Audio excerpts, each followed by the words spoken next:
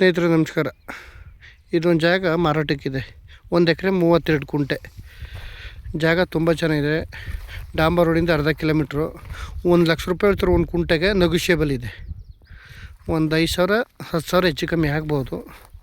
ಜಾಗ ಮಾತ್ರ ಒಳ್ಳೆ ಪ್ಲಾಟಾಗಿದೆ, ಸೂಪರಾಗಿದೆ. ವಿಲೇಜಿಂದ ಅರ್ಧ ಕಿಲೋಮೀಟ್ರು, ಡಾಂಬರ್ ರೋಡಿಂದ ಅರ್ಧ ಕಿಲೋಮೀಟ್ರು. ಮುನ್ ರಸ್ತೆ, ಕಾರ್ಗಿರೆಲ್ಲ ಬರ್ತದೆ. ಜಾಗ ಮಾತ್ರ ಸಖತ್ತಾಗಿದೆ. ಒಳ್ಳೆ ಪ್ಲೇನ್ ಲ್ಯಾಂಡು.